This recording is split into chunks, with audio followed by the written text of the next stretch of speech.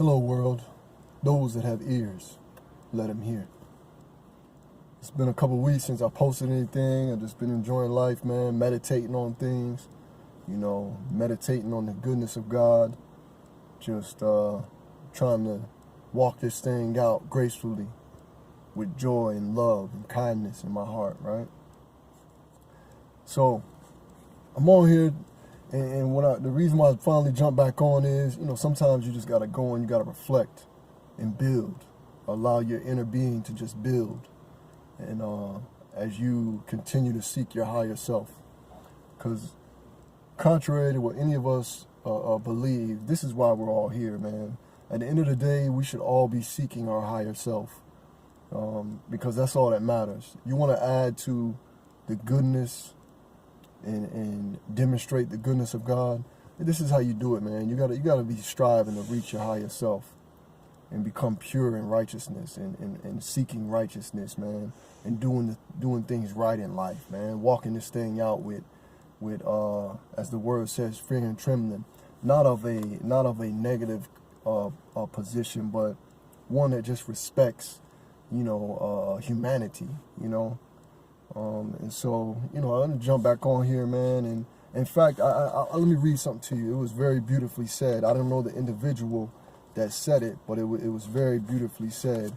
And this is where I feel like we really limit God. Before I say this quote, I feel like we really do a disservice to God. Now I can say the Bible, right? The King James Version, right? Even though it has been rewritten and copyright,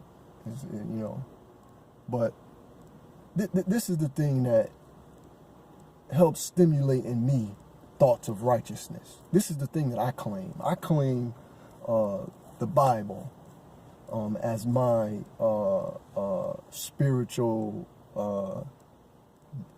deity or what have you. The thing that when I studied it and I study it and I seek and search and ask and knock, this is the thing that elevates me and inspires me, right? Like the word, it tells us, man, the word inspired, God breathed, but stimulates growth within me in my walk of achieving my higher self, my higher being, right?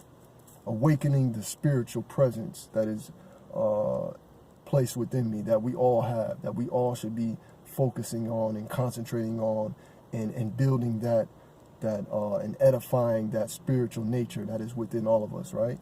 It has the potential to become all that we could ever ask for and hope, right? And so, but this is the quote when you seek and you ask, you have this type of energy that things just come across your path, man, that pretty much support the mindset that you're living in. You understand? So if you're living with a positive mindset day in and day out, right? This is not a coincidence, man. This is not a coincidence, family. These things don't just happen by happenstance. Like these things is truly the universe aligning itself with how you think and feel, right? Your emotions from day to day. And so this is what I came across a few days ago on my LinkedIn. I was on LinkedIn, man. Just people were congratulating me on my work anniversary.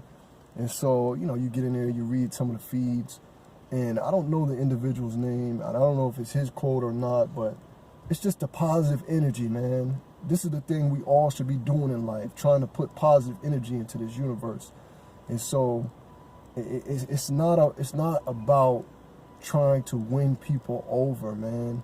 We have to allow people to be who they are, as far as like when it comes to being righteous, man. That's what matters. Are we pursuing righteousness? I say this all the time.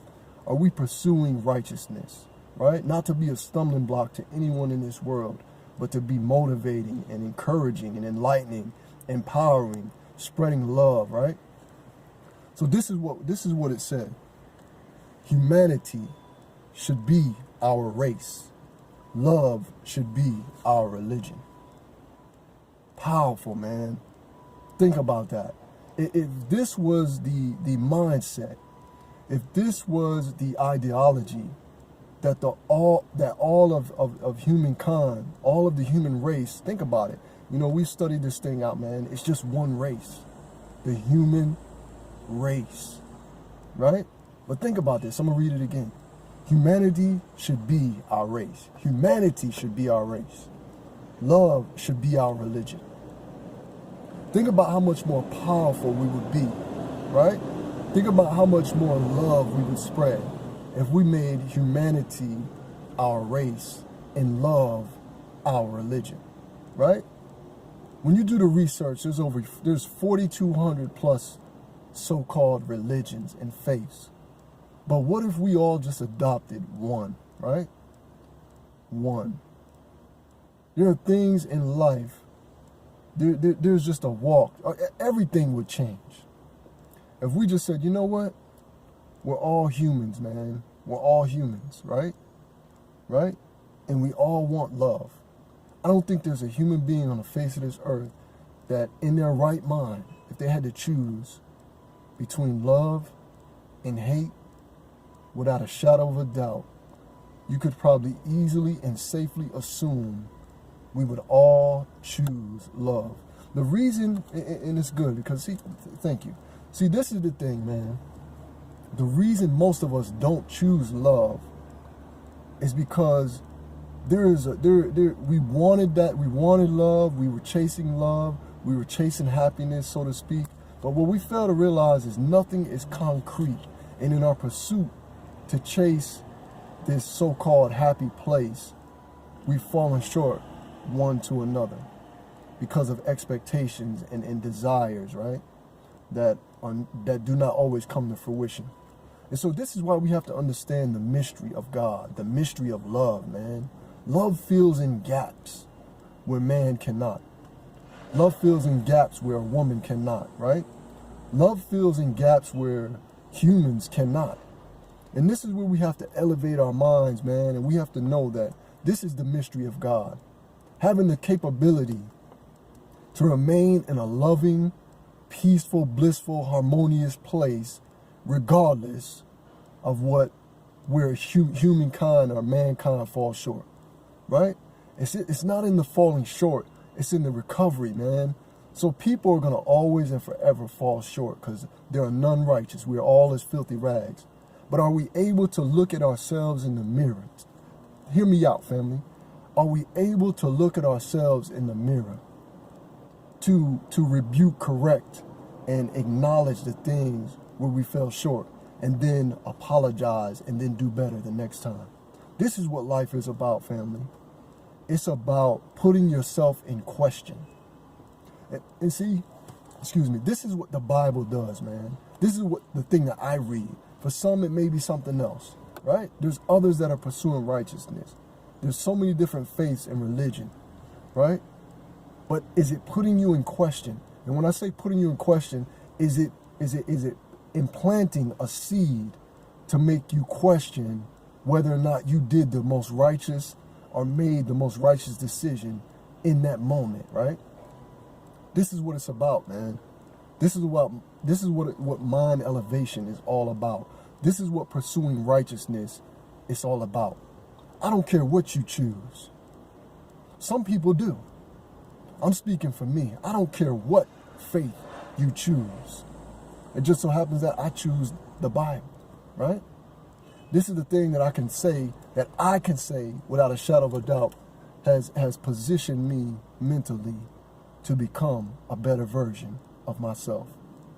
So family, whatever it is you're seeking, is it empowering you? Is it enlightening you? Is it positioning you mentally to become a better version of yourself? So this is the power of question, right? This is the position where you're in contemplation in a good way, saying, you know what? I didn't do that quite right. I fell short, right, in that moment. And so whatever it is you're pursuing, or whatever it is that's stimulating that growth within you, as long as it's putting you in a position where you're questioning, are you the most righteous being that you could possibly be, right? Did you make the most righteous decision when you were in that position, when it comes to your decision-making process, or those moments in life where you have to make a decision. It's either going to be righteous or unrighteous, family.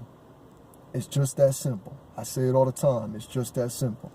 You're either making a righteous or an unrighteous decision at any given moment. And more importantly, like I just said, if you made an unrighteous decision, did your inner being convict? Was there conviction to take place to tell you you could have done better?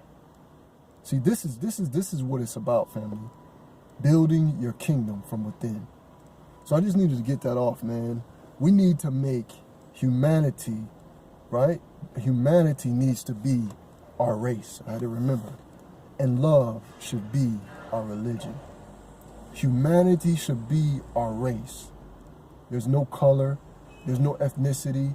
There's no black. There's no white. It's we all are human beings. We all have a heartbeat. We all made of flesh and blood. This is what humanity is. This is how you define humanity. There's no color, man. It does not exist when we talk about humanity. We all bleed the same blood. We all breathe the same air. We all have a heartbeat, right? So humanity should be the race, the human race, right? And love should be our religion. So, the power of question. Question yourself. Take a look in the mirror and ask yourself, is love your religion? Not one of the 4,200 religions or so-called faiths. Is love your religion, family? Until next time, Hebrews 12 and 14. Make every effort to live in peace with everyone and to be holy. Without holiness, no one will see the Lord. No one will see your higher self. Family, until next time, be filled with love, man. Make love your religion. And I'm out.